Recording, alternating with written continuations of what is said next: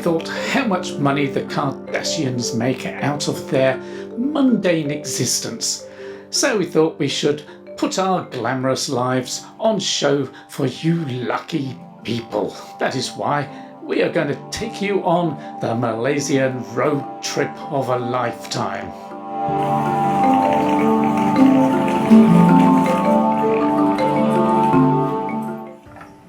Are we going on a road trip? We are going on a road trip. Good morning, I'm Helen Gray. I'm one half of Malaysian Travels. And I'm the other half. And yes, we're going on a road trip, and it is stupid o'clock in the morning, and we've got to get up to Penybong for breakfast. There you go. We now have established where we're going.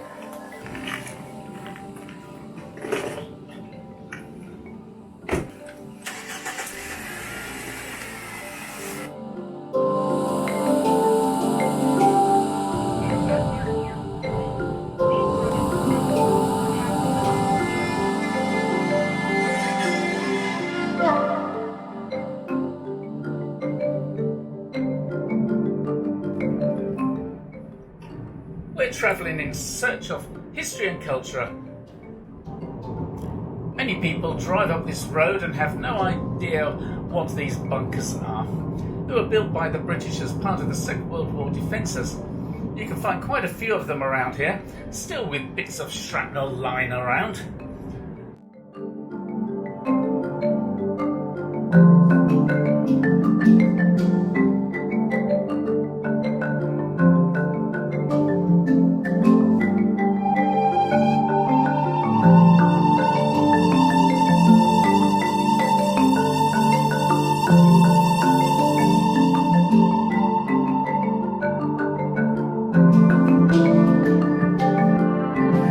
Stopping off here at Penybong to have some breakfast with our friends Hannes and Faisal, and they're going to be joining us as we go on to Perkan, I do believe it's pronounced, further up the coast.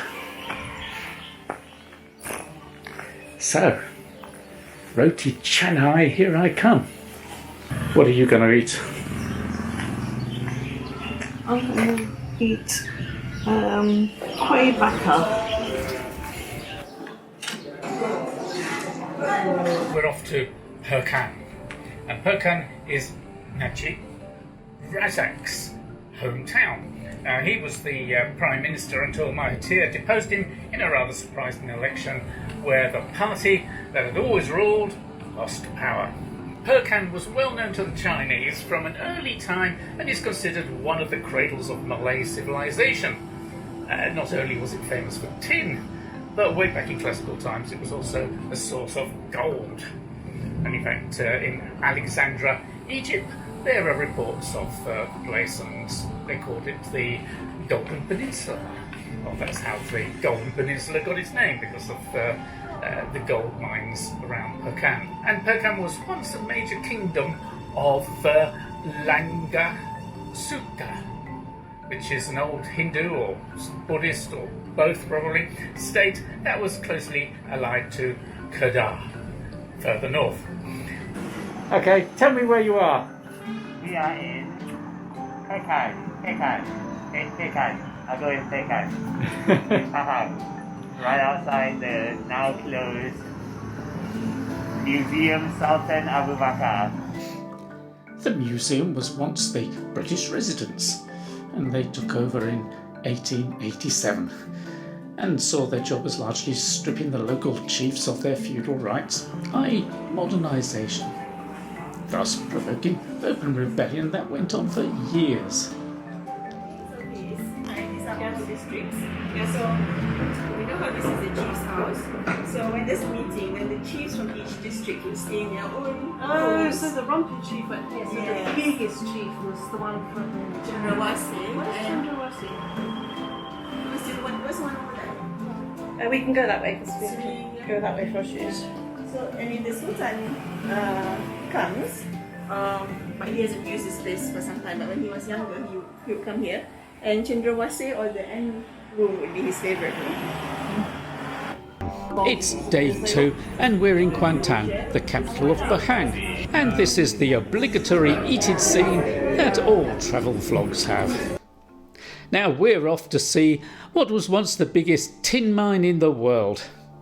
The British set it up in 1887 after they'd managed to elbow their way into power, supposedly to stabilise the region after a vicious little civil war for the Sultanate between rival brothers. The Shanghai Lembing mines were known as the El Dorado of the East.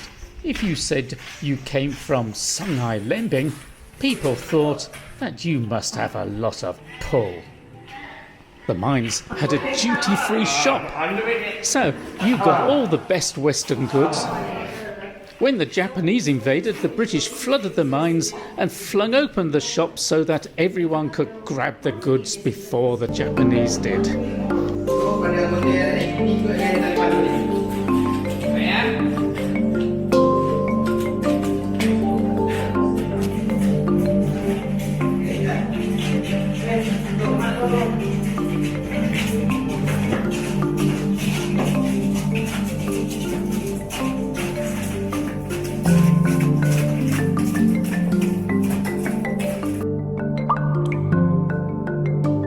Did you know that in the old days, fire outbreaks in the mine were viewed as a sign of prosperity by superstitious miners? Are you sure you're reading it right? Perhaps it says stupid miners.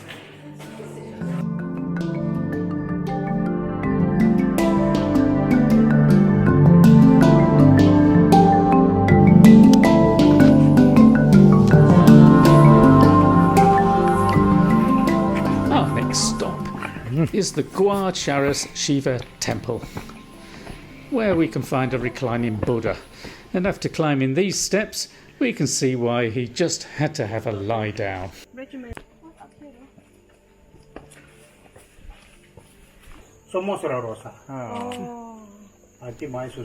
Essentially, he's saying it's a big cave full of opportunities to pray for lots more children.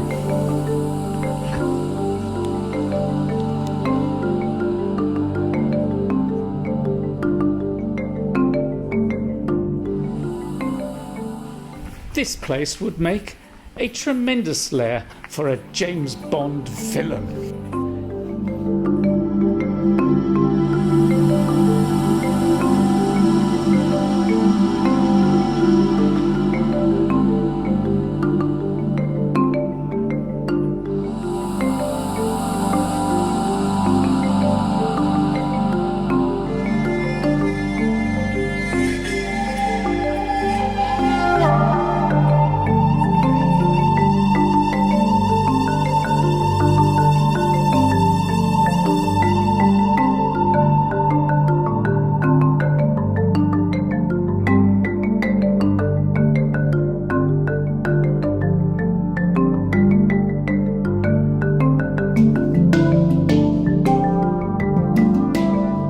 And just out there, the HMS Prince of Wales and the HMS Repulse were sunk by the Japanese on the 10th of December 1941, which rather threw a spanner into the British resistance against the Japanese invasion. Now, the Japanese could come ashore along the east coast without anything to stop them. This is the end of day 2, which we have spent in Kuantan, and tomorrow we're moving on to Terengganu. It's been a bit of an odd day, hasn't it? It's been a very odd day. Yes. And what have we seen today? We've seen turtles at the Cherantine Turtle Sanctuary. And it's been turtles all the way down, hasn't it?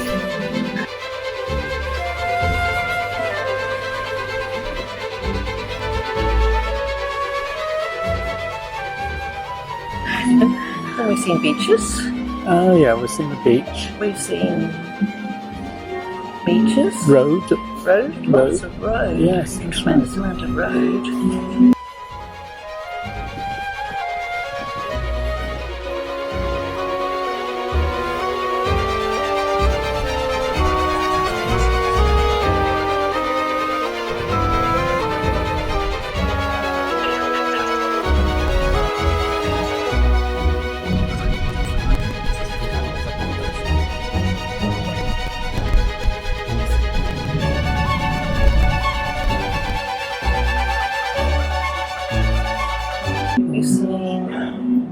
quite a variety of mosques. They're quite interesting, I like those.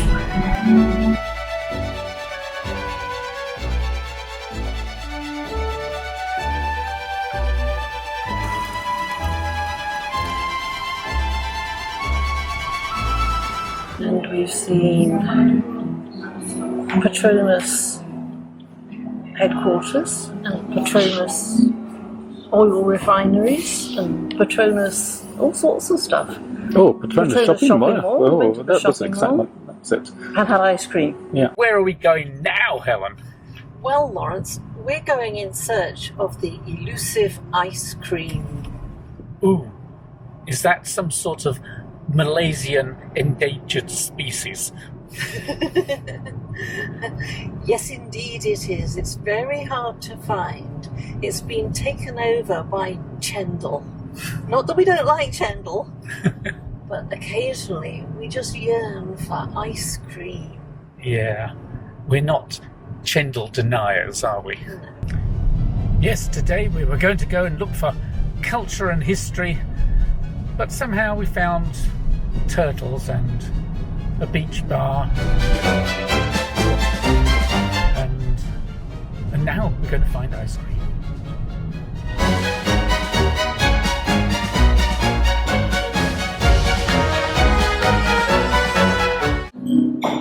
And of course, we have seen something very special today. We've been studying lampposts. Because those of you who follow our documentaries on Johor Bahru will know that if you look at the lampposts in Johor Bahru, they have these little curly decorations which represent the pepper and gambia plants on which Johor Bahru was founded. And we notice coming up here other similarly curly Q stuff on lampposts. And right now, what we're doing We're waiting for a waiter. is waiting for a waiter, but also making the sort of travel vlog that we really don't like, is where the two people who are travelling sit there talking straight to the camera, yammering away about nothing in particular. Okay, so that's the end of day 3, and tomorrow we're looking forward to a slightly restful day, and we'll give you a recap of some of the sights that were observed through my camera as opposed to through Lawrence's camera. So please subscribe to this channel so that you can see what happens next. Sup, guys? That doesn't sound right, does it? I should have a baseball cap on back to front to say something like that. Then I would be a real YouTuber. Well, as you can see, today we're in this place.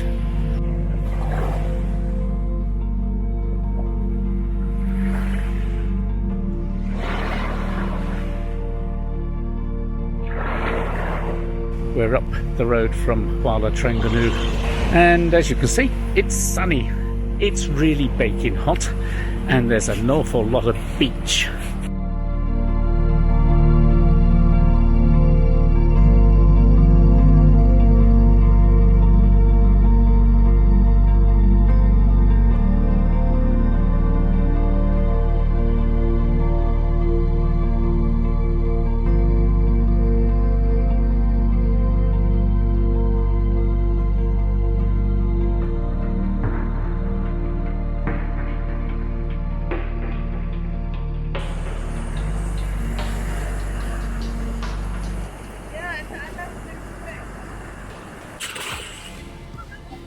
Hold on, we can't show that.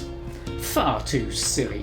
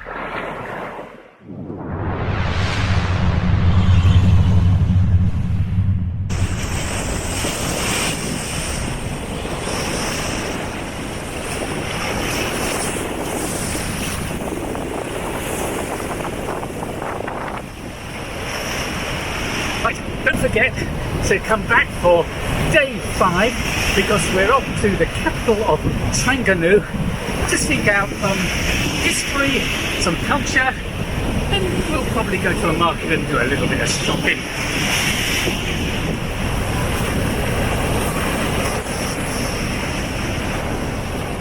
So please subscribe to this channel so that you can see what happens next.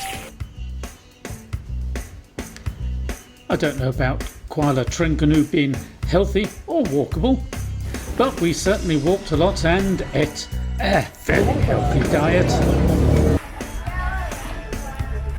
Chendol kacang, peanut flavoured chendol. Just the spot. We're looking for Pasir Panjang, and of course there is more than one, and so we went to the wrong one. In the meantime, here's some history.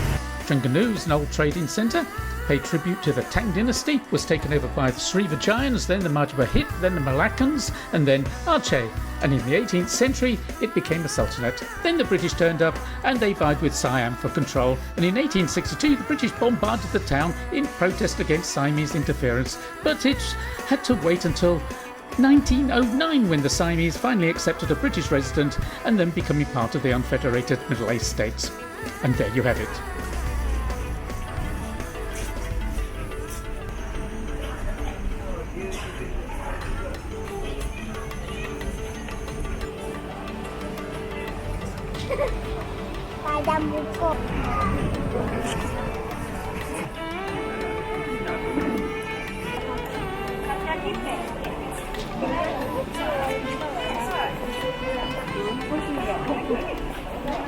So today is day 5, and we've driven south from our hotel to Kuala Terengganu, which is the capital city of the state of Terengganu. And we're now in the main market, where the aim was to meet up with Hannes and her family. Now this is a very huge market, it's absolutely full of people, and we've yet to find them.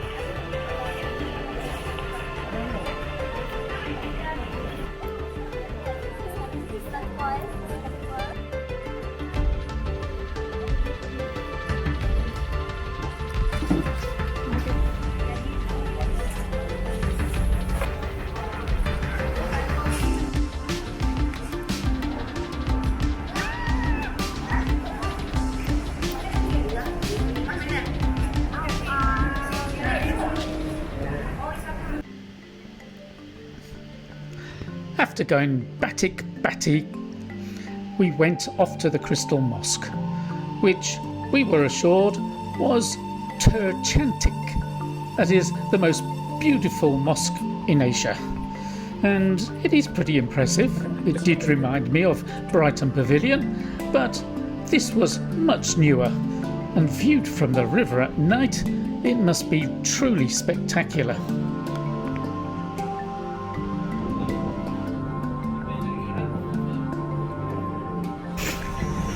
Now, we've bitched about the state of the museums in Malaysia, but this one looks like it's at several class levels above all the rest. In fact, probably the Terengganugians consider themselves to be a class of Malay above the others. In fact, I think they say they're the true Malay, and this museum is obviously here to prove it, especially to large groups of young, impressionable school children, who in fact probably are using this as an excuse to eat as much crow poke as possible.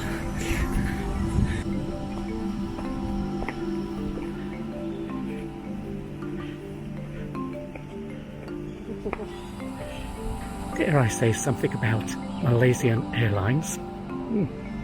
Perhaps I shouldn't. In pride of place in the museum is this stone monument.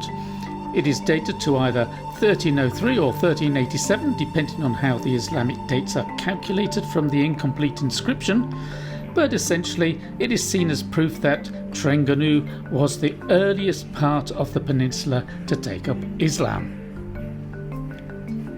Among various suggestions to not steal or murder each other, it also suggests some rather alarming penalties for adulterers. You have been warned. Tomorrow we will be travelling further up the east coast to Kelantan. See you there. Okay, tell us what we have. You know those fish sausage things? Oh yes. Faisal and Hannes have crackers for Crowpock. And here's how you make it. And as you can see, their car is stashed up with tons of the stuff to take back home with them. I'm not quite sure what they're going to do with it, but I'm sure they're going to do good. So we've just stocked up with snacks and we are going to say farewell to our travel companions for the last 5 days while they head back to reality and we'll continue on our tour around Malaysia. Goodbye. We'll see. We're now off to KOTA Bahru, so let's give you some more potted history as we drive on the way. Basically, it's the same story as all the others. 1411, Raja Kumar declared independence from Siam. In 1603, Siam conquers the place again. In the 18th century, a local warlord, Long Yunus, backed by Terengganu, grabs the place, and so began the Kelantan Sultanate. The reason why Terengganu backed Long Yunus was because he helped them defeat the Bugis in a cockfighting challenge. And in 1832, Siam takes 4,000 captives from Patani, which was the capital then, and under the terms of the Anglo-Siamese Treaty of 1909, the Thais relinquished their claims over Kelantan. Now you may be wondering why we're looking at this particular beach. Well, you can't help but see beaches all around because there's so many of them. That's one reason. But this one is very specific. On the 8th of December 1941, the Japanese landed here and began their invasion of Malaya, as it was known then. And I'm told that somewhere out there, at the specific spot where they landed, there was a mosque placed to commemorate the beginning of the invasion. Erosion, though, has wiped it out, washed it away, or done something to it, but you can't see it now. And after that, what did the Japanese do? Well, after they got rid of the British, they handed it all over to the Thais. The Sultan of Kelantan was a bit miffed at the Thais taking over again, but at the end of the war, they were returned to the Malay Federation. And given such a history, you can see why there's a bit of a theme running here.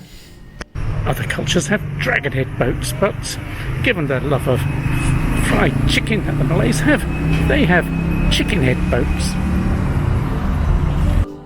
Apart from an impressive display of methods of gutting an enemy, the Istana Museum had a great exhibition of something that sultans through the ages were always concerned with: marriage. The big story here was how the hero of Malacca, Hang Tuah, kidnapped a bevy of Kelantan princesses for the Malaccan Sultan and murdered a prince who went to try to rescue them. Love does not conquer all, seems to be the take-home message here. But we who believe otherwise decided to take a loftier view of things.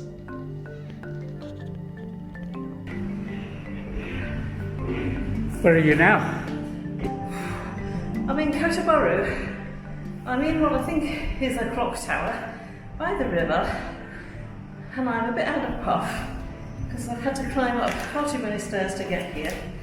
Let's see what my map says this is. And we thought this place was closed, but a very smart gatekeeper here said, you want tower, you won't go up. Tomorrow we'll be visiting the most important site in KOTA Bahru, the market. and it's called, in my best Malay, Siti Khadijah. And then we're off on a very long drive to the west coast.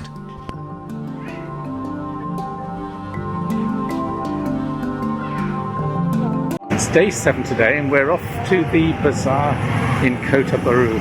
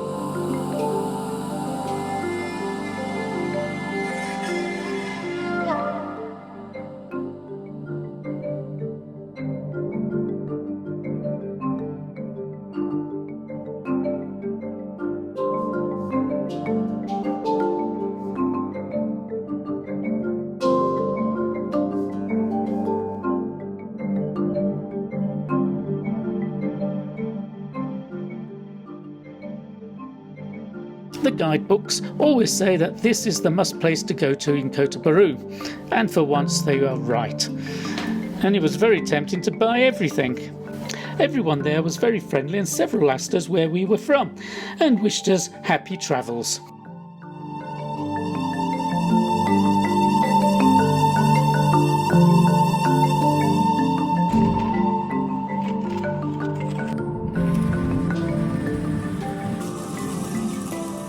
Well, we're on this very long journey into KEDAH, and so I thought it was time for a little bit of a potted history.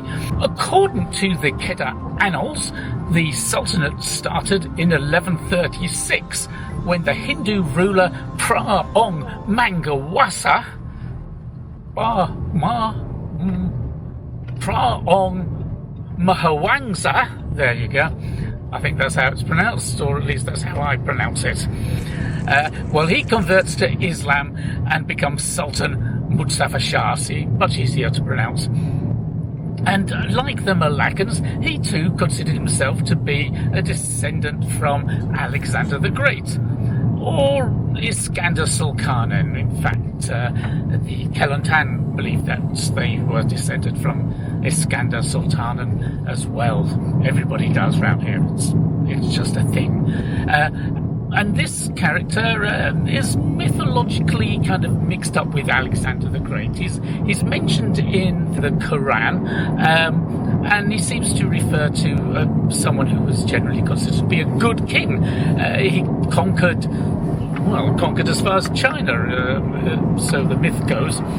Anyway, then we have all the usual nonsense between the Sultanate and Siam, and the Malaccans, and the Portuguese, and the Archanese, and of course the Siamese once again, and eventually, so desperate is the Sultan for help that he turns to an old friend of his called Captain Light. Captain Light lived up in Phuket with his wife, who was half Thai, half Portuguese, half this, half that. We're not entirely sure what, but he had a family there, and he traded in the region and worked for the British East India Company. So the Sultan said to him, how about the British East India Company holds on to Penang and comes and helps me keep the Siamese off my back. And of course Captain Light puts this idea to the British East India Company, and they say what a terrible idea that is, but in the end they persuade them to come in and take over the island. But they're damned if they're going to help the Sultan do anything. And the Sultan then tries to take it back, and has, the feelings between the two rather deteriorate. But never mind, because in 1821 the Siamese kick the Sultan out and take over until 1909, when finally the British take over the place and make it part of the unfederated states of Malaya. Obviously, for the Sultan of KEDAH, things didn't quite pan out the way he had planned.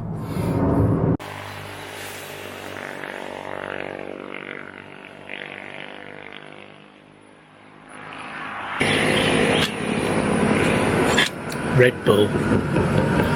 Just what I need. All those late nights. Try to post a video every day. Madness.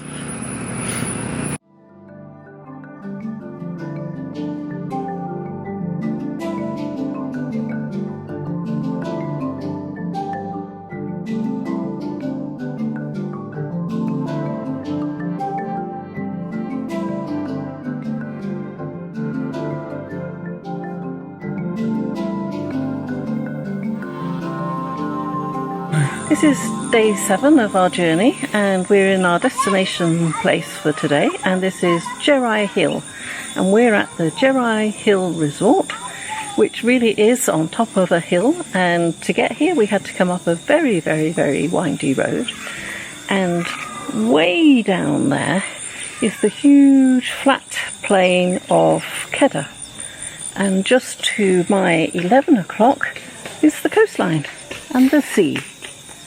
And the temperature here is beautiful. It's almost English. Well, it's a hot English summer day.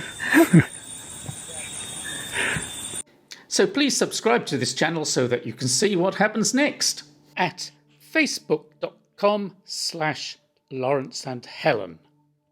In the 4th century BC, the Indian Emperor Ashoka sent a missionary to spread Buddhism to a land of gold called Suvarnadvipha. So on day 8 of our road trip around Malaysia, that's where we're going. Except we call it KEDAH nowadays. Welcome to Bujang Valley. You are now venturing into the civilization of the 2nd to the 14th century AD. This is day 8 on our travels, and today we're at Bujang Valley Archaeological Site.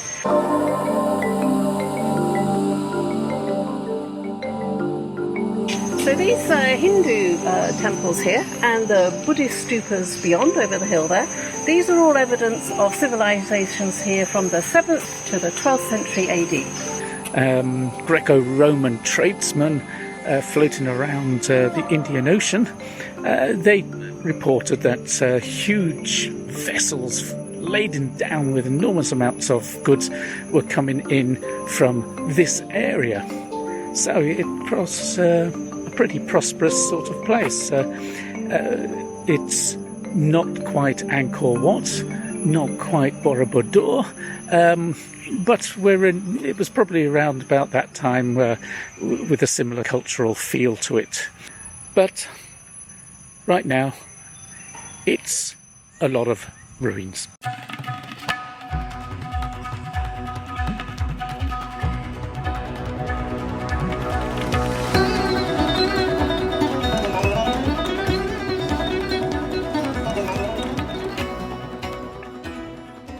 You need a bit of imagination to connect these artifacts with a living city.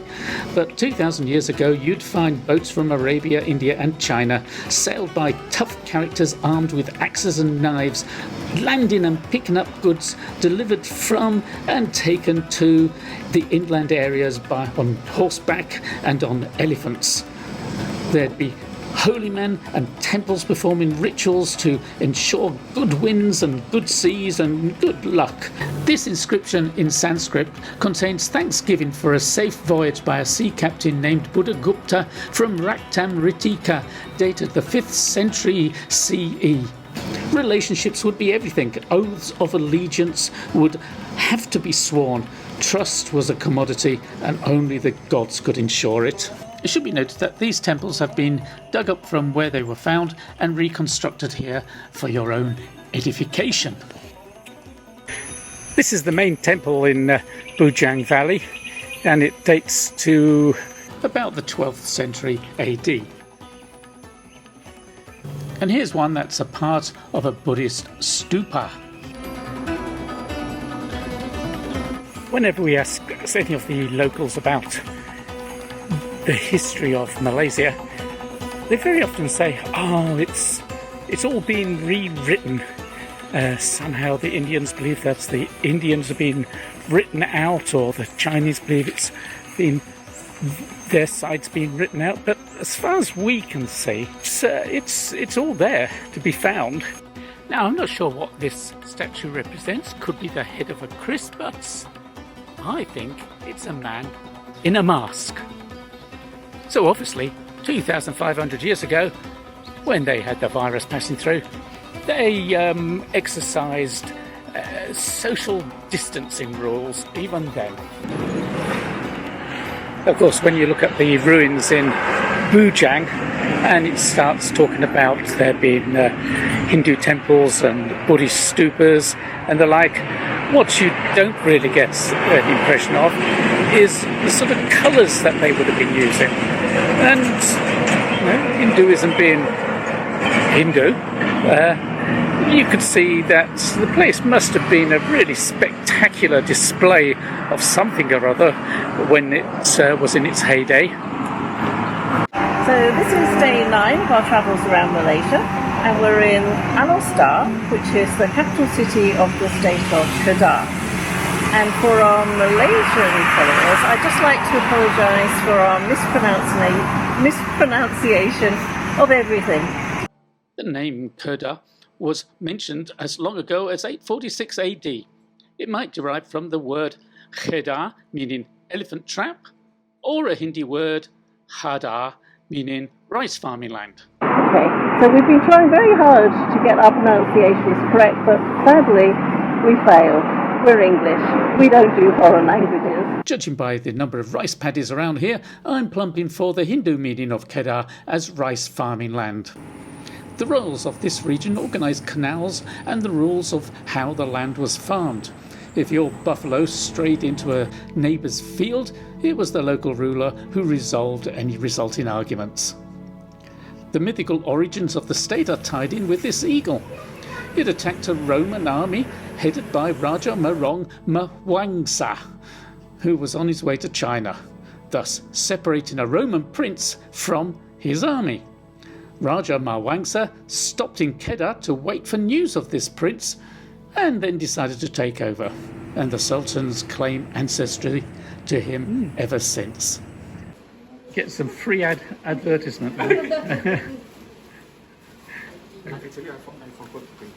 Oh yes.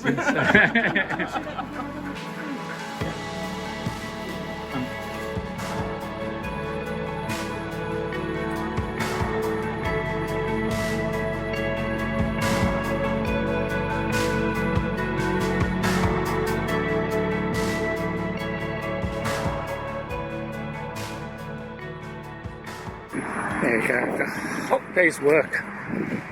Do nothing in particular. Looking at stuff in museums. You've just got to have some ice cream.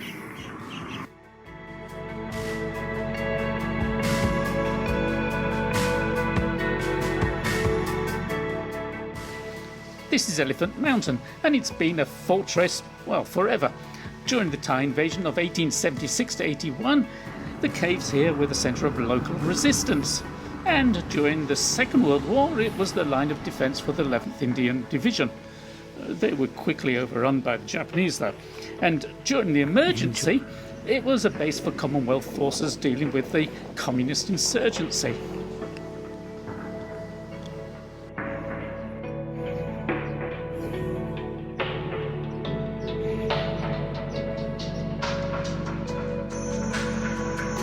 Speaking of the resistance to the communist insurgency, this house is famous for being the meeting house of the Barisan Pemuda. At the end of World War II, before the return of the British, they created an anti-communist front.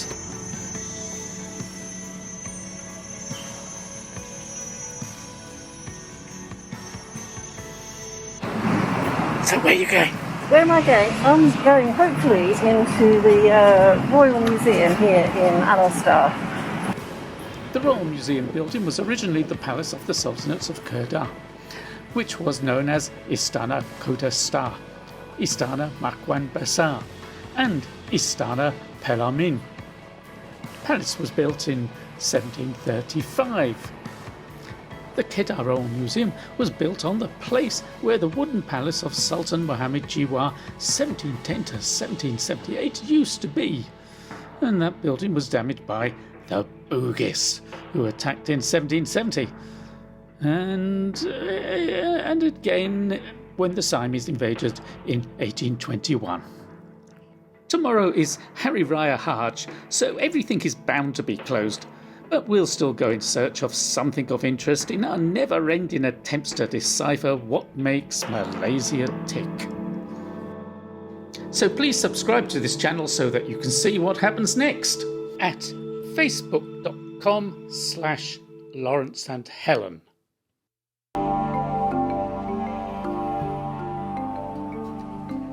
This is the Chinatown area of ALOR Star. There are, interestingly, a number of clan associations here where membership is based upon the ability to speak the regional dialect of areas in China their families left behind as much as centuries ago. Though the Chinese have a history of association with the region that goes back into ancient history, most came in with the British. They came in as businessmen, miners, labourers, etc., which makes for a less exciting sort of origin story than those of the Sultans and Alexander the Great. All of which has made it very hard for historians to talk of Chinese history in Southeast Asia without either lapsing into stereotypes or complex jargon trying to cut through the simplicities of colonial experience and latter-day political opportunism.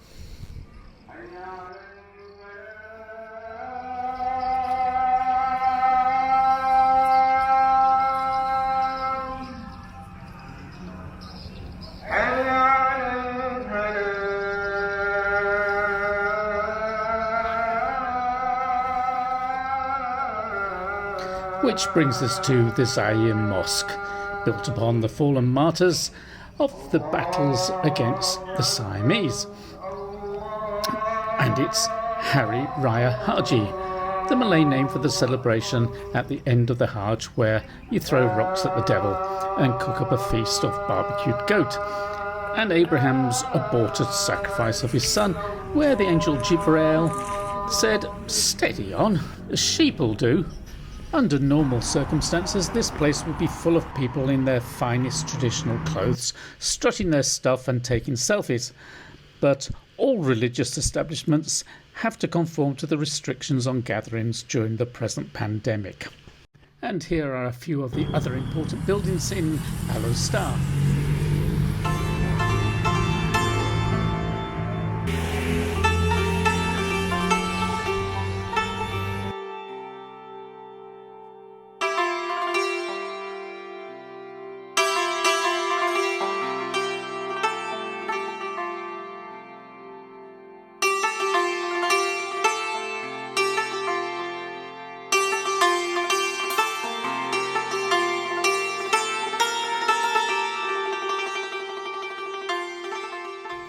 The founder of ALOR Star was Paduka Sri Sultan Muhammad Jiwa Sainal Adilin Muadzin Shah II Ibn al-Maram Sultan Abmu Tajuddin Halim Shah I, the 19th Sultan of Kedah, and he reigned for 68 years, the longest reigning sultan ever, probably because of the amount of time it took to say his name at every meeting.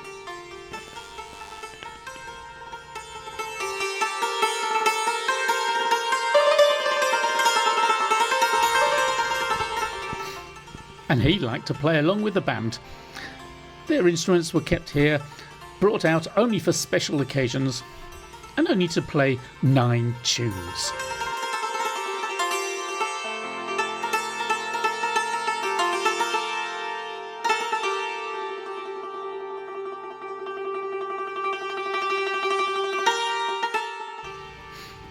ALOR Star is a town full of the old and the new, and full of surprises.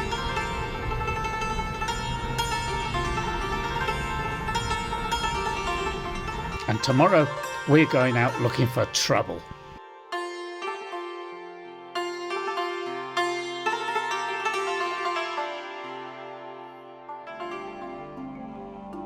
Okay, where are you? What are you doing?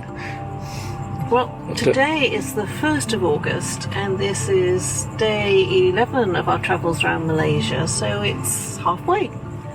And as from today, it is now compulsory in Malaysia to wear a face mask in public places. So whether you're going to be able to hear any of our commentary once we're outside, who knows? So the best place to give you a commentary is here in the car, because as we come from the same household, we don't have to wear masks in a car. But if there was one other person in this car who didn't live with us, then we'd all have to wear masks. Yes, we're excited now because we're going into a car wash. This is the first car wash we've been in for 30 years. Living in Hong Kong, there's no such a thing as a car wash. They have maids that come and wash the car for you. But here, they have car washers. It just shows you how modern Malaysia is. Now, if Nissan were really on the ball, they would sponsor us, because we drive a Nissan X-Trail. In fact, we've driven all across Namibia in one. That's why we bought one in Malaysia. It's an excellent car. It's like driving in a sofa, isn't it? Yes, it is. It's very comfortable. There you go. And we would not be undertaking this journey in anything less than a Nissan X-Trail. So if you're listening anywhere out there, Mr. Nissan X-Trail man who builds them and stuff, you should tell us to advertise your product in exchange for large amounts of money.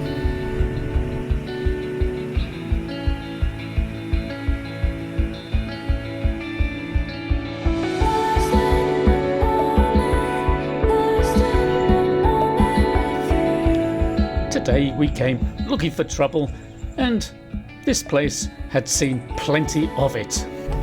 In the 17th century, Sultan Suleiman Shah was allied to the Portuguese and built this fort with them as a defence against the Archanese. Even so, in 1619 the Archanese ousted him. In the 18th century, the Bugis from Sulawesi arrived, and they destroyed the fort. And in 1780, Sultan Makaram Shah rebuilt it with Indian labour and armed it with cannons supplied by the British and the Dutch. But in 1821, Sultan Ahmad Tajuddin Halim Shah II was attacked by Siamese forces and ran off to Penang for British protection. In 1836, the Sultan's nephew finally recaptured the place, but within 3 years the Siamese had taken it once again. Finally, the British negotiated a deal allowing Sultan Ahmad Tajud back as the ruler, but paying tribute to Siam. And eventually, the British took over in 1909. 32 years later, there was a whole lot more trouble.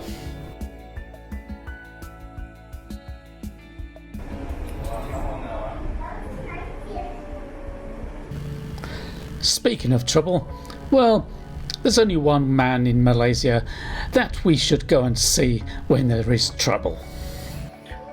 Well, we did say today we were out looking for trouble. Well, oh yes, I should have my mask on, because I'm not looking for that much trouble, especially not where I'm stood right this moment. So I've got to have my mask on because it's the law. Okay. So let's see where we go to find trouble.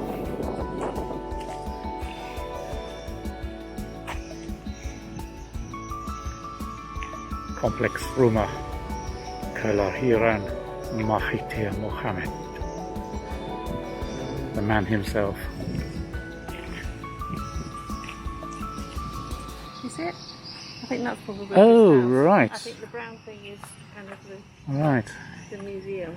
You see, that could be his house, though we're not quite sure because they've specially designed the fence to stop people taking photos.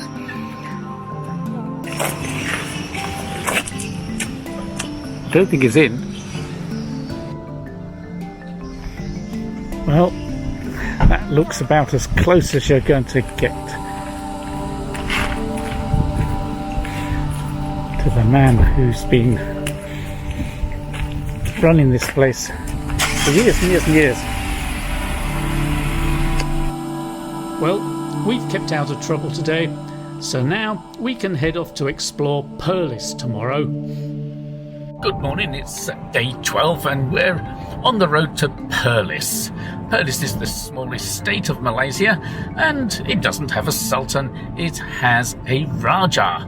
Now, the Perlis used to be part of KEDAH, but there was a hell of a lot of trouble with Siam, and 1821, of course, the Siamese took over. We did a bit of that history yesterday, and in 1842, after 12 years of struggle, the Sultan returned to power in KEDAH, and unfortunately the Siamese decided that they would separate off Perlis from the rest of KEDAH, and they installed their man there. And ever since, there's been a Raja. Sultans, Rajas, what's the difference? Well, obviously, Rajas are lower down on the pecking order, and the pecking order amongst the sultans is extremely important. It's one of the ways they kept the colonial powers on their toes. Oh, hang on a minute. I'm just going to have a look at this scenery. It's really extraordinary here. It's a very pretty state.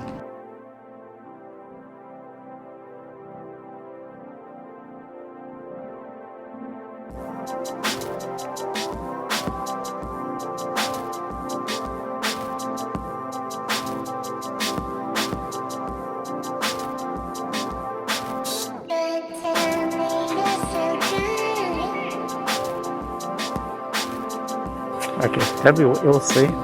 I'm seeing water in the sky.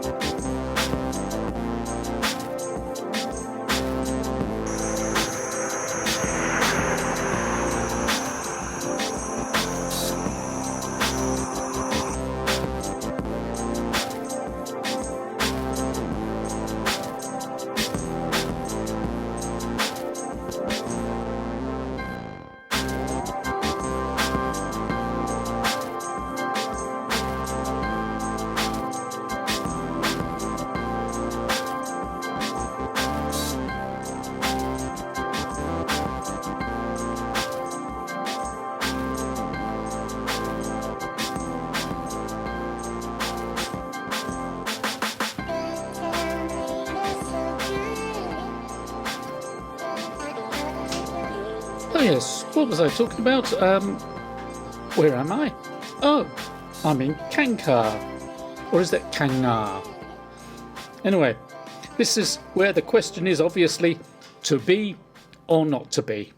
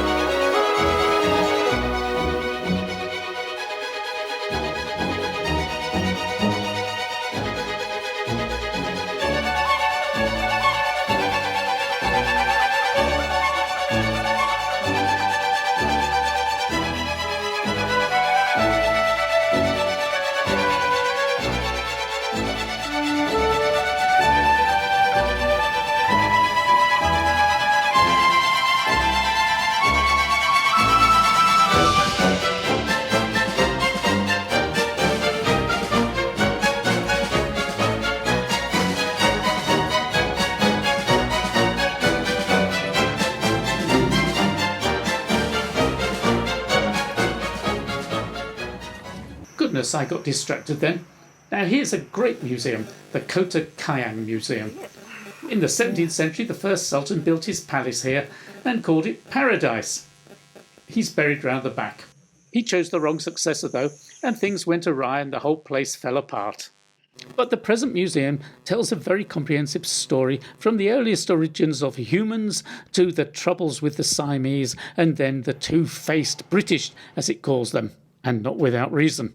When they took over in 1909, the state rapidly developed, though there was a bit of a hiccup when the Japanese gave it to Siam again. But at the end of the war, it was back in the Malay fold, and all the other sultans accepted the Raja as one of their own under the new constitution of the independent Malaysia. Now let's look at that scenery again.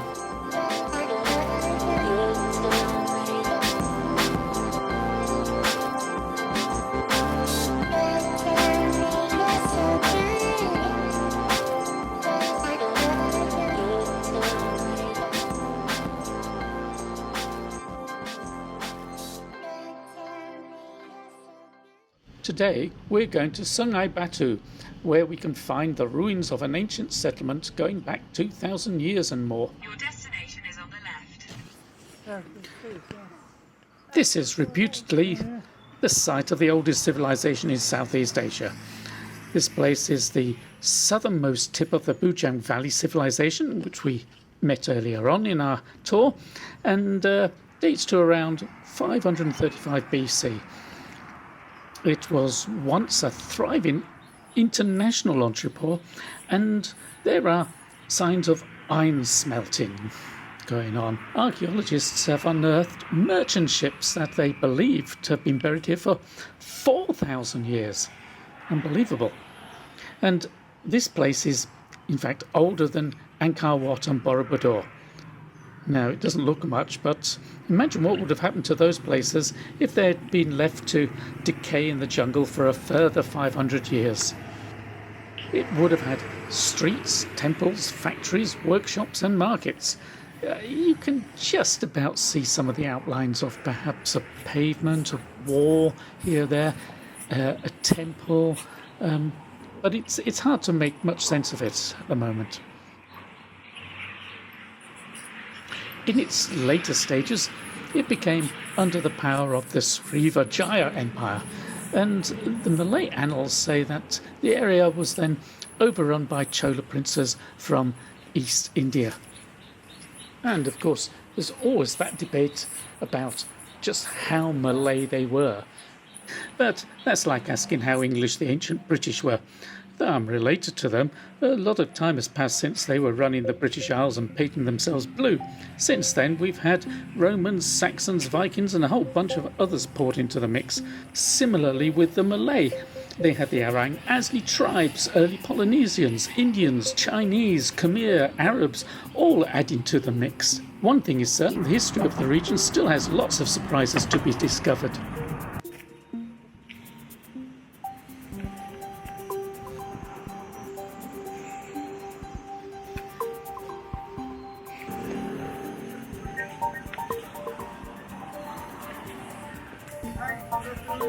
Afternoon.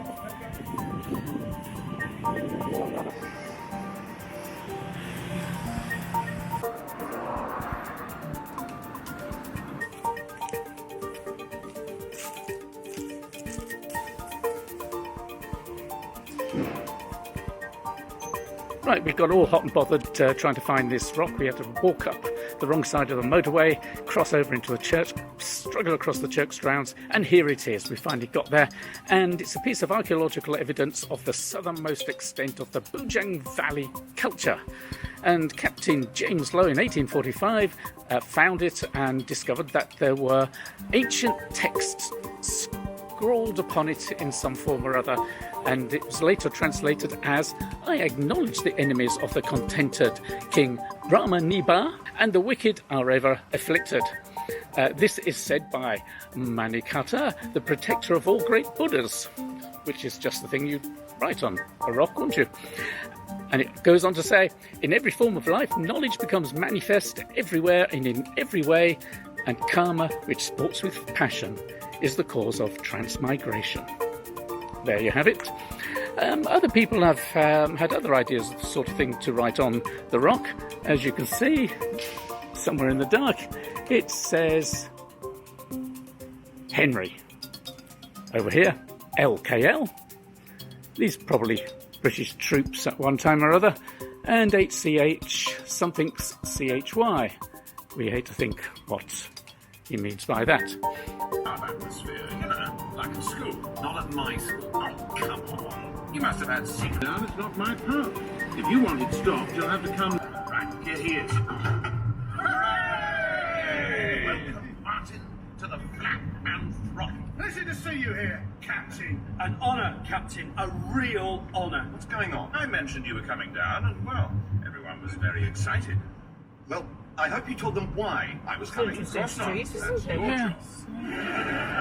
Now it's a proper club, isn't it? Yeah, it's all very well having the first officer down here, but the captain, that's different. Welcome to the happiest town in Malaysia, Taiping, the town of heavenly peace. Taiping is a Chinese name, which does indicate that this is a town built by the Chinese. It was a mining town where the Gihing and the Heisang Kongsi, that is, business associations, fought for possession. More of that in tomorrow's episode of Malaysian Road Trip.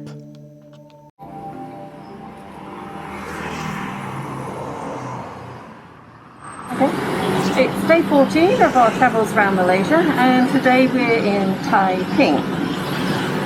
I've worked out an itinerary for us to walk around the city centre here and look at the heritage buildings. But I thought I would pop in first to the Tourist and Visitor Information Centre, because apparently they have maps, proper maps of the heritage trail. Alas, the building is closed for renovation, so we will have to return to Helen's do-it-yourself guided tour, and that's what we're going to do next. Taiping is a Chinese town full of different Chinese clan associations. Perhaps there is some association with the Taiping rebels of China, who, following a Hong Kong school teacher who claimed that he was Christ's Chinese brother, plunged China into a bitter civil war. Li Hongzhang, with his mercenary army under General Gordon, finally finished them off, and many fled to Southeast Asia. If you go to the colonial graveyard in Penang, you can find various Taiping Christians buried right next door to Captain Light himself. The influx of Chinese looking for opportunity within the British Empire swelled the ranks of the various Chinese associations, and also competition for lucrative mining licenses and other concessions such as the opium and gambling concessions. In 1874, the British opened up Province Wellesley for Chinese settlement, and organisations like the Heisan and Taipei from Penang rushed to grab pieces of the action. They were Hokkien. But the Gihing, an ancient association with roots back in the early Ming resistance to the Qing, were Cantonese. And they were a rough lot. They got into a fight with the Heisan, who killed some Gihing and set them off on a rampage of revenge. Anyway, the Gihing and the Heisan battled it out with guns, assassinations, piracy and kidnappings. The Heisan kidnapped all of the Gihing women. In the end, the British went on a pirate hunting spree, destroying Gihing stockades and stopped them from putting Raja Muda Abdullah on the Perak throne. Eventually, the British restored the Gihing women and peace was returned. Sort of. And by the 1880s, the British were running Perak. Around this area, we have a British garrison and residency, and the British would sit in their balconies with their gin and tonics watching their cricket on that field over there. Civilization at last. There are many stories to tell, though Malaysian cities often neglect to tell them, and with the lack of tourist infrastructure they are hard to decipher. For instance, imagine the stories that this place could tell. It was the HQ of the Japanese Pantai during the Second World War.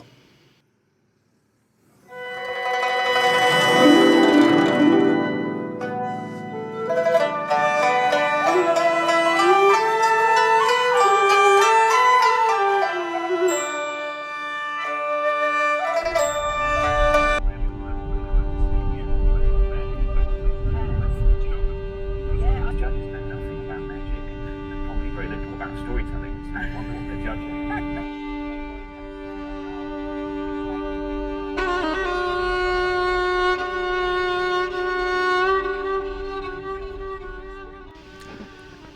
10,000 years ago, a middle-aged man died of sepsis.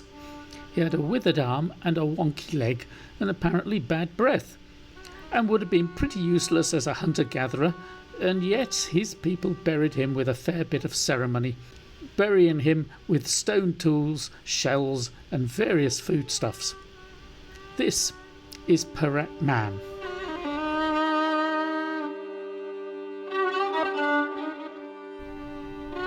He was found in a cave high up upon Gunung Runto in Perak, which is a pretty inaccessible cave, and he is thought to have been of some status because of the burial and his handicap, which probably meant that he had to compensate in some way.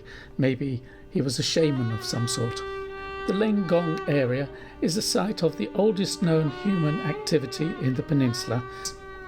It is home of a prehistoric stone tool workshop dated to about 74,000 years old.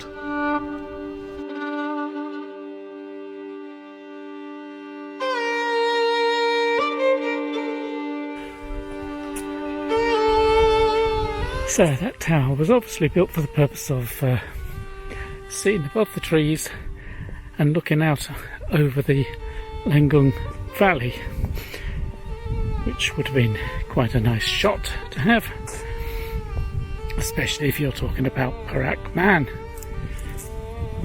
Unfortunately, having climbed up here, one finds that the gates are locked, which could mean many things, like the place is too dangerous to go up, or people just couldn't be bothered to unlock it because so few people come here anyway. And why would you want to advertise the place and its facilities anyway? Because that would just make more work and wear things out.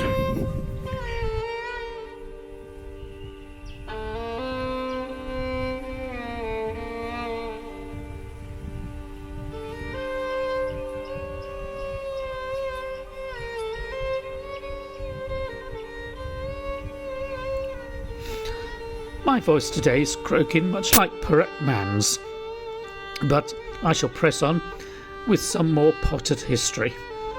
Kuala Kangsar has been the royal seat since the 18th century, and the Sultans claimed direct descendants from the old Malaccan dynasty. It was also the seat of James Birch's British administration, and I'll tell you more about him when we visit where he was murdered in another episode. Perak may be the land of grace, but it's seen a lot of intrigue and skullduggery. It also has the first rubber tree planted in Malaysia from seeds a certain Mr. Ridley brought from Kew Gardens. And here it is. Now, here's a bit of royal architecture for you. And security are very keen on keeping the viruses at bay. So much so that they've closed off the actual exhibition. No doubt that will be as temporary as the many exhibitions that have been closed the past 5 years we've lived here. This magnificent mosque, it should be noted, was designed by Englishmen. And if you are noticing a slightly old imperial tone creeping into my manner, it is just that I am preparing myself to tell you the James Birch story. A man who, after decades of experience dealing with the natives, lost his patience and his head when he had to deal with the Malay royalty. And I must say, what a blessing it is to have to wear a mask all the time, because one can edit everything one says while filming without having to lip sync anything. I've no idea what I will be seeing tomorrow. It will be as much of a surprise to me as it will be to you. What are we doing today, Helen? What are we doing today? Well, today is day 16, Lawrence, of our trip around Malaysia. And as you stated yesterday, you're going on a mystery tour because you don't know what you're going to do today. Fortunately, I know what we're going to do today because I set the itinerary for this trip. And our first stop is the Perak Museum. Which was the first museum in Malaysia? Apparently. So Perak had the first museum in Malaysia. It had the first railway station in Malaysia. What else did it have as the first? Oh, first wet markets. Well, at least Taiping did. Taiping is the first to have a wet market. So the book says. So the book says. Which book's that, Lawrence? I don't know, I think it was probably Wikipedia. Okay. That's good. Isn't a good wash and brush up here is Robert Sandilands Froud Walker, born 1850, educated Sandhurst College, presented with a sword by the Chinese community for settling their labour disputes and dealt with the Malay uprising in KOTA, and was then thanked by the government for his conduct in the Pahang Rebellion. As you can see, there's going to be a bit of an imperial theme today. The Perak State Museum has spruced up one-time British resident and advisor to the Sultan, Frank Swettenham's collection of silver and other artefacts of local craft and culture, with a nice section on the Orang Asli.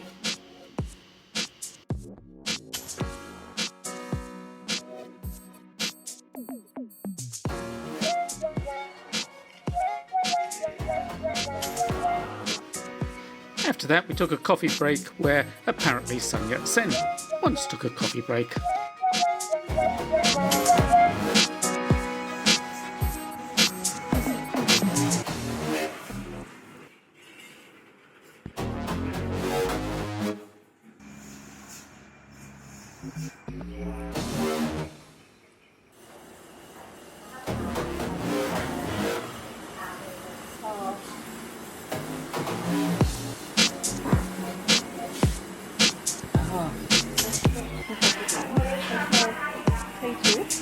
Oh yeah.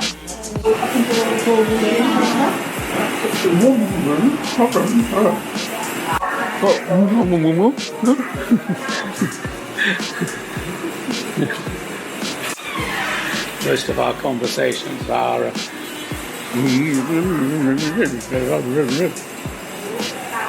nowadays.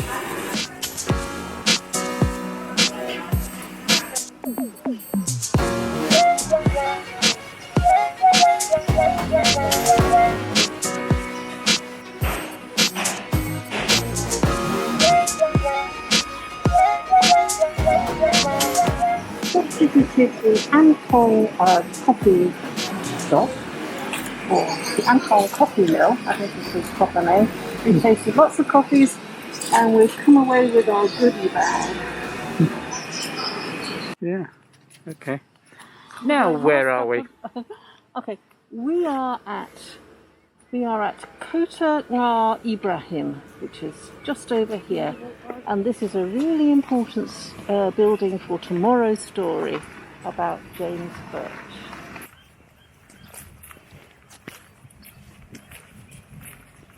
A Siamese with an elephant called Larut discovered tin deposits on the elephant's legs and sparked off a tin mining boom. Ngah Ibrahim was given control of mining licenses and became richer than the Sultan of Perak and ruled the area. It was a fortress to fend off threats from the powerful Chinese Kongsi, the Gihing and the Heisan. Remember what I was saying about them the other day?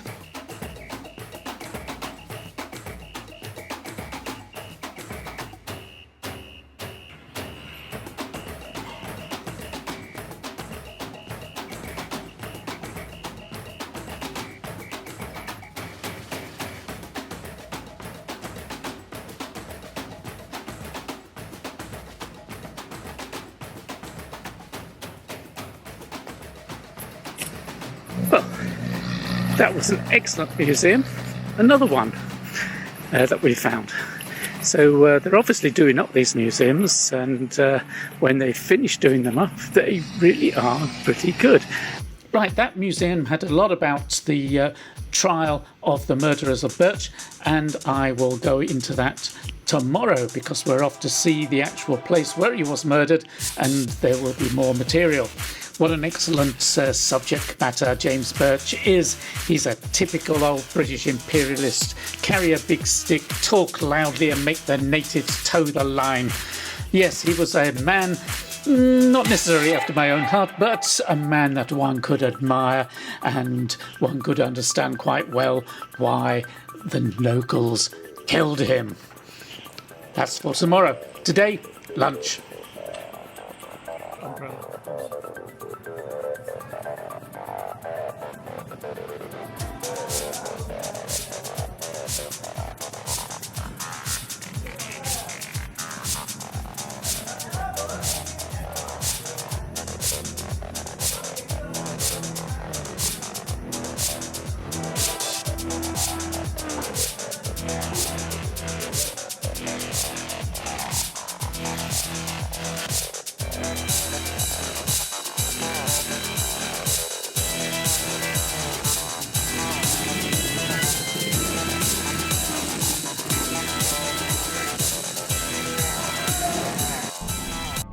Today I'm going to tell you a story about a murder of James Birch. In fact, I'm going to tell you that story right here on the very spot that he was murdered. Now, remember in Taiping there was all this trouble with the Gihing and the Heisan? Well, that encouraged the English to intervene as it was playing havoc with their investments. And Sultan Ismail was seen as not very cooperative, so they decided a more compliant alternative was Sultan Abdullah, who would fit their purposes. Abdullah was charming, dressed well, liked the ladies, and obviously wouldn't interfere with British plans so long as they paid him well. So thought the man appointed as resident, James Birch. He was an experienced colonial administrator, but he'd grown impatient with people who failed to see the benefits of modernisation. He said, "Nothing but decision is necessary with these people, and with Abdullah, one must be firm and even peremptory." Ismail refused to roll over, and the other chiefs refused to support Abdullah and give up their rights to collect taxes to the British. Birch said, "It concerns us little what the old customs of the country were, nor do I think they are worthy of consideration." Abdullah senses trouble and comes to a deal with Ismail. He can be sultan if they just get rid of Birch, who is impossible. Abdullah sends Birch off to Penang to pick up a suit he ordered from Savile Row. And while he's away, he meets with the other chiefs to discuss the deal he'd made with Ismail. Plus, he divvied out the opium concessions to them. Maharaja Layla offers to stab Birch, but Abdullah decides it best to consult a lawyer in Penang on how to impeach a British resident. But there are bad omens. During an opium-fueled meeting with a local shaman, a butterfly was identified as Birch, and it was killed. Everyone now prepares for a violent confrontation. Birch is now wary of resistance to British policy, and so decides to make an example of Maharaja Layla and destroy his toll house. He arrives on his steamboat at Layla's house, sends his men to post proclamations closing down the administration, and heads off for a shower, which is a bad move. A local Malay spears him in the shower, and others then hack him with swords and throw him in the river. And then Maharaja Layla attacks the Indian sepoys, killing them. And here's where he took his last shower. Abdullah claims he knew nothing of the plot, and then he hangs the man who slashed Birch with a sword. Or at least he says that this is the man. Despite that, the Brits burn down Layla's house and eventually capture him. They try him and others at Nar Ibrahim's house in Taiping, where the whole conspiracy comes out. Maharaja Laila finds himself hanged alongside the lower downs, thus demonstrating that all are equal before British justice. Well, more or less, because Sultan Abdullah merely gets packed off to the Seychelles, where he joins the Victoria Cricket Club. Perak is now in such a state of uproar that the replacement resident resigns after a month, and Hugh Lowe takes over, restoring order by essentially allowing the chiefs to have a fat share of the government revenues. Of course, during the colonial era, Raja Laila was portrayed as something of a troublemaker, but it was acknowledged that Birch lacked charm in his dealings with the Malays. Nowadays, the Maharaja and his associates are national heroes who resisted colonial oppression. Raja Laila is buried here. Birch's resting place is similarly unsung deep inside an oil plantation. History, it seems, is just one thing after another. So please subscribe to this channel so that you can see what happens next. This sign used to be on the platform of the railway that used to be here.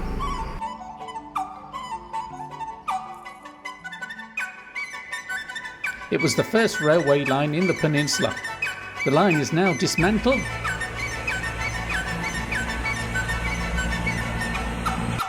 but the town still has an air of a railway town with its sooty exterior.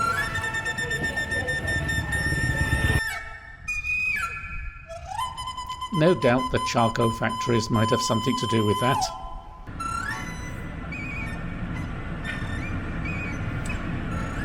Okay, so we're at the Sepatang charcoal factory. You can take guided tours here, but all these things have to be booked in advance. And if you haven't done that, you just wander around freely and don't touch anything, I guess. And it smells like Christmas in the UK down Oxford Street with the smell of roasted chestnuts.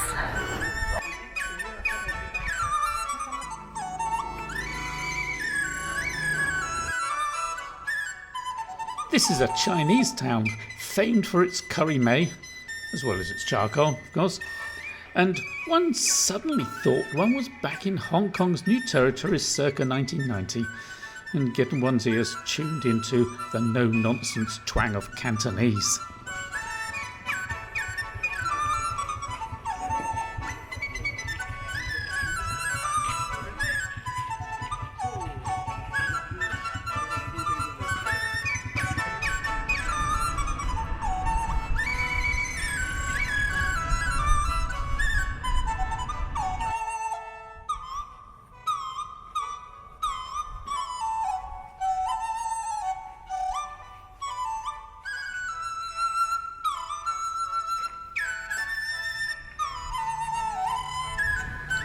And did I tell you this was a Chinese town? If you weren't already aware of that, here's more proof. All around this area, huge joss sticks and Chinese temple and procession paraphernalia are being made.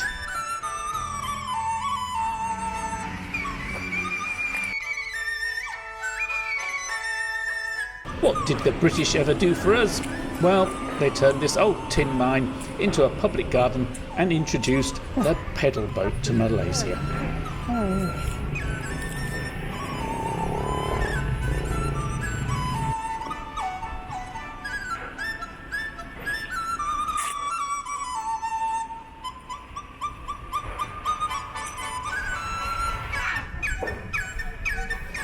Taiping was heralded as the happiest town in Malaysia.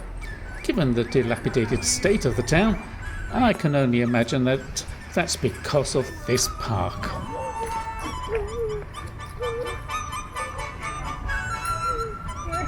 What else did the British do for us? Well, where there was elephant trails, there were now railways. Well, one anyway.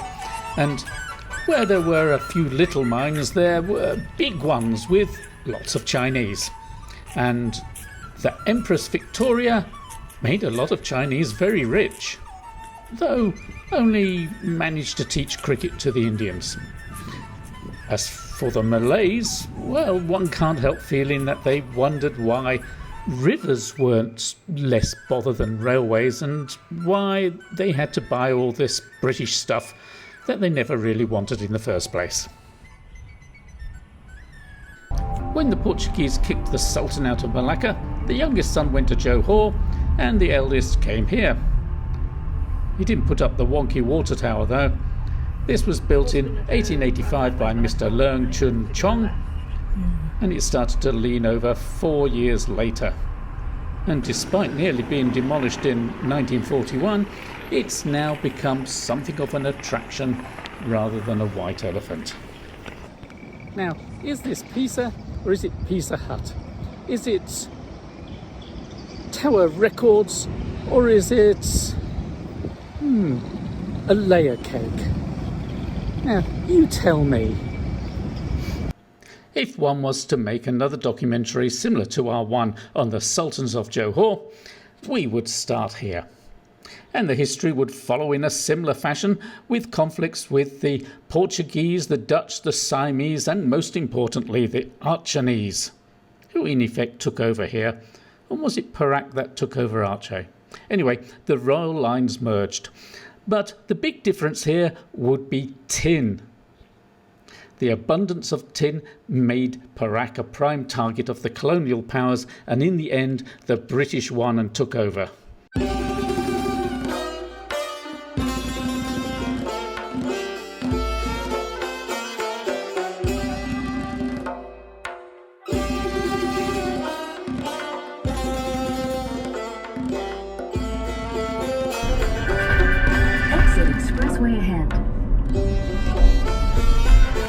Like all good Englishmen, after enduring the tropical heat, we are now off into the highlands, specifically Jandabaik, the good divorcee. Apparently a local dignitary divorced his wife, but he then died and she came back to run the place and did well, or something.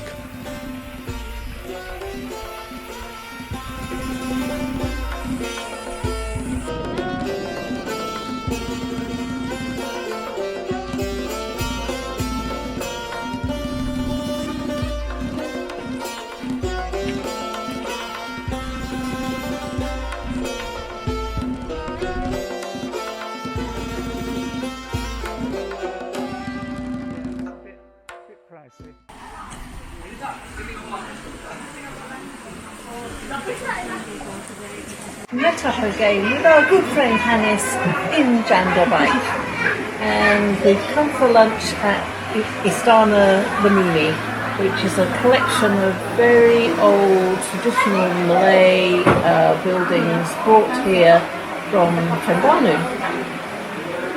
And these were real Istana palaces, where the royalty lived.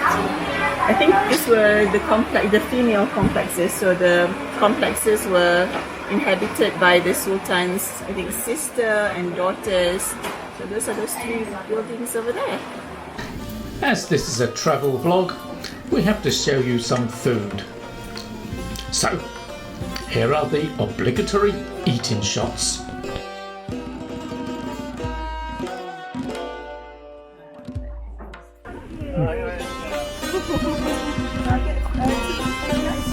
Please.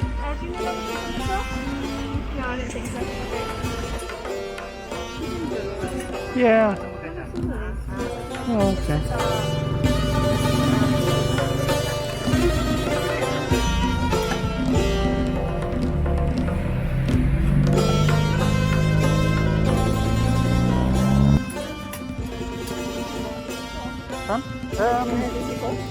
We're nearly at the end of our Malaysian road trip.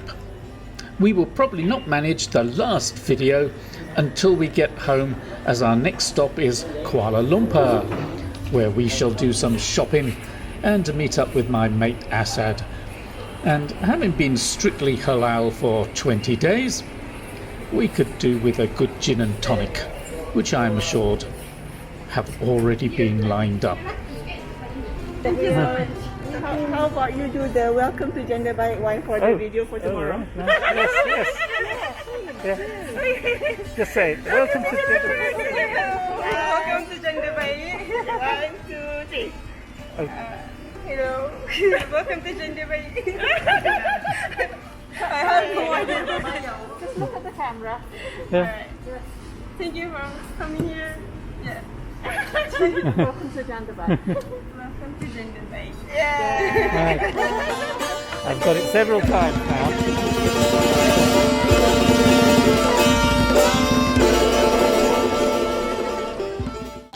We're in Jandabaik, in this glorious countryside, and it's only an hour's drive from Kuala Lumpur.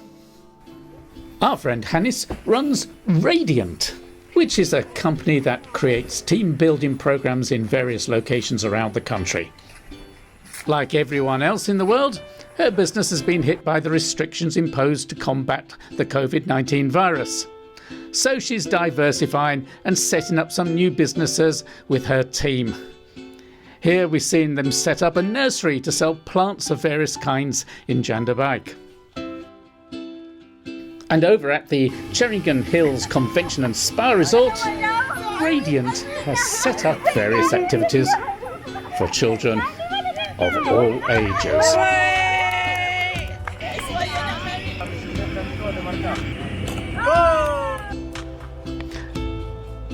As you can see, her team are a youthful, happy bunch, much amused by my demonstration of how to catch flies.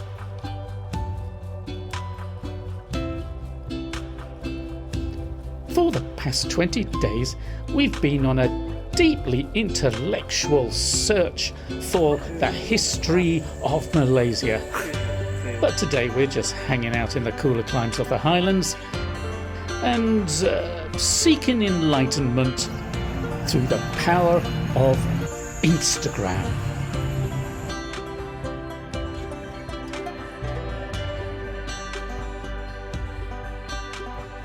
Welcome to Garden Farms by Radiant. At Radiant's Garden Farms, we're never far from nature, though the chances of seeing a tiger nowadays is somewhat doubtful. Or perhaps not. This bad boy here. His name is Bob and he's a monkey chaser.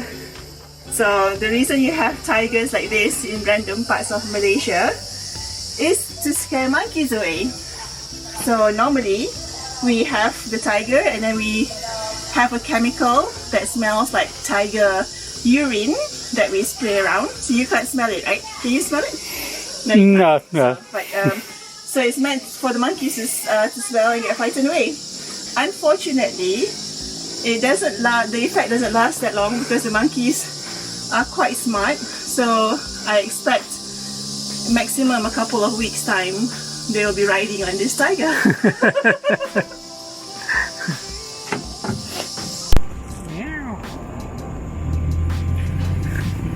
If you can't get to Jandabaik, well, they can bring all this to you.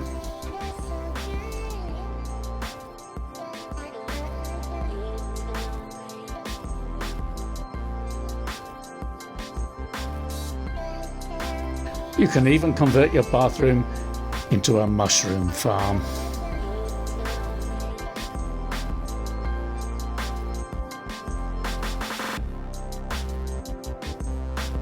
What we're hunting for here are chiku. And no, that's not a kind of monkey. It's a curious fruit that tastes like caramel flavoured banana when ripe, and like a mouthful of gritty facial astringent when not.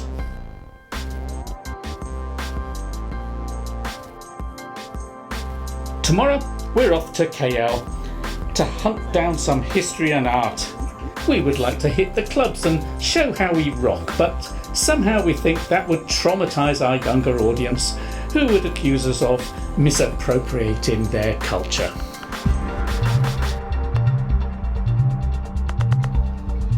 And so farewell, Jandabaik, as the army marches in and we head for the big city where we shall do some shopping and wear clothes that require pressing and ironing, and possibly there will be the drinking of alcohol involved. I hasten to add that the army marching in has got nothing to do with us marching out.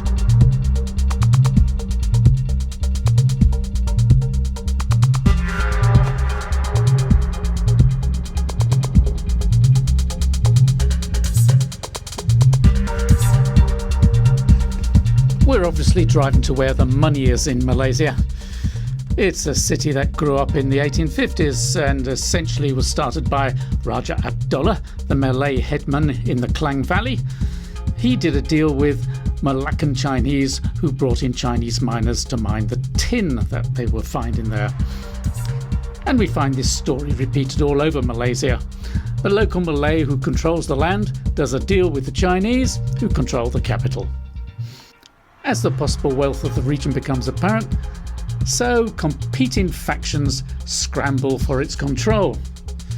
And we get the Selangor Civil War and various clashes among the Chinese, which, of course, attracts the attention of the British, who can see that there's no money to be made out of that unless they take over. The man who did that was British resident Frank Swettenham, partnered with the Capitan China Yapaloy.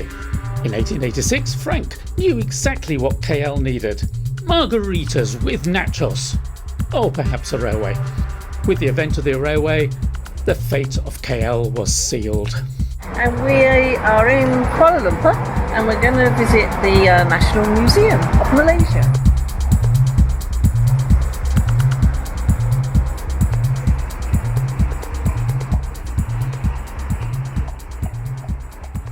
The National Museum in KL is a must-see. The story it tells is clear and concise, and despite the repeated refrain we've heard from Malaysians about how their history has been rewritten to exclude various groups from the national narrative, you don't get any sense of that here.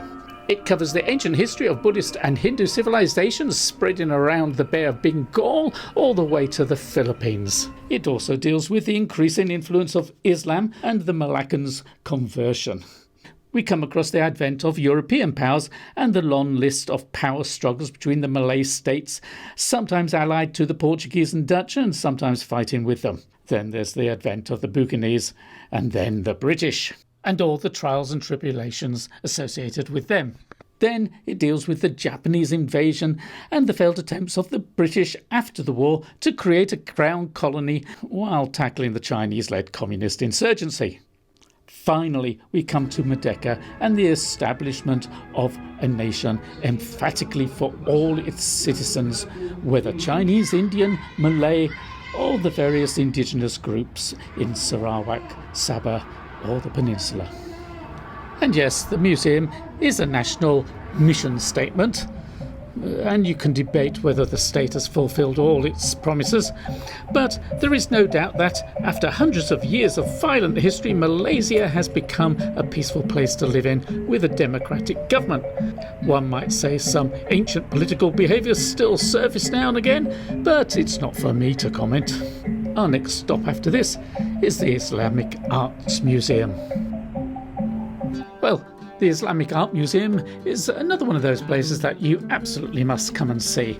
Not the least because there's a fantastic Middle Eastern restaurant, which you can factor into your tour. But for those who like bright and shiny things that only the fabulously rich and privileged can afford, come in here for an ogle and remind yourself of your lowly place in the world. For those of an intellectual bent, they can come and wallow in an aesthetic that, given our overheating planet, can at least offer an image of cool. And don't be frightened of that sign that says Islamic calligraphy. Trust me, it is a beautiful thing to see. Here we can see that the medieval manuscripts in Europe were both inspired by and inspiring to the scribes of the Ottoman Empire. When they actually have the book block before they write. Yes. So they use this sort of scissors. We have the whole calligraphy tools upstairs in the book. The modern art based upon Islamic calligraphy would look very good on the walls of my apartments. This museum doesn't tell a narrative so much as illustrate various concepts of style and design through the ages and also across the many cultures that exist within the Muslim world. Every student of style should come here. Where the cathedrals of Europe overwhelm you with the work of stonemasons and their hammers and chisels, the mosques of the Islamic world seek to impress you with geometry and the work of the tiler. Whereas figurative art is not allowed in the mosques, in more secular arenas there is a very strong tradition of portraiture and even satiric imagery. I always like to remind people that the favourite wine of the Saturday night dinner party, Shiraz, comes from Persia, and many a Mughal was a connoisseur of wine, women, poetry and, well, I'm not sure what they're up to here, but there was obviously no concern for COVID-19. Compared to some of the dark, musty, ill-kept museums and exhibitions that we have come across in Malaysia, this is a breath of fresh air. Not only do they give you a floor plan, goodness me, but they have enthusiastic curators. Unheard of, eh? And now, after 22 days on the road, we wearily head back to Johor Bahru. All roads lead into Kuala Lumpur. There are no ring roads in these here parts, but the corollary of that is all roads lead out of Kuala Lumpur. Just not necessarily in the direction that you want to go.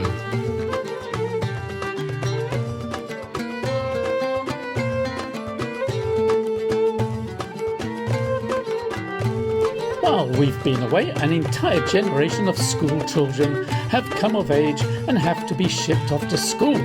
We suspect there are only limited places and it's first come, first served. This shipment are in fact starting school the next day. They just thought that they'd go the night before to avoid the rush.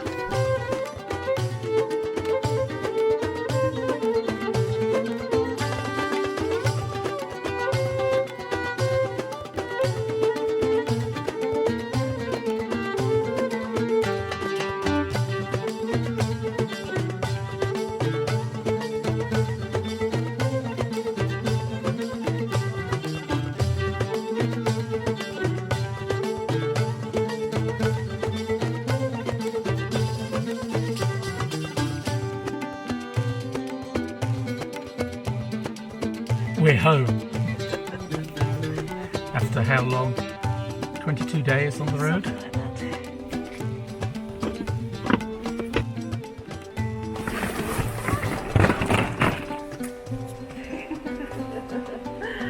We're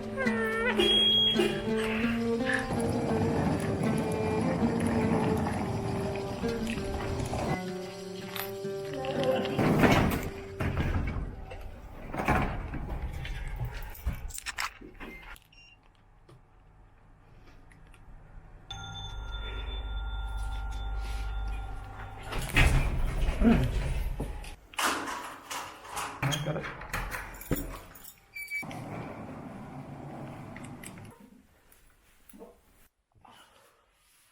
Right, we're back on our sofa. Yay!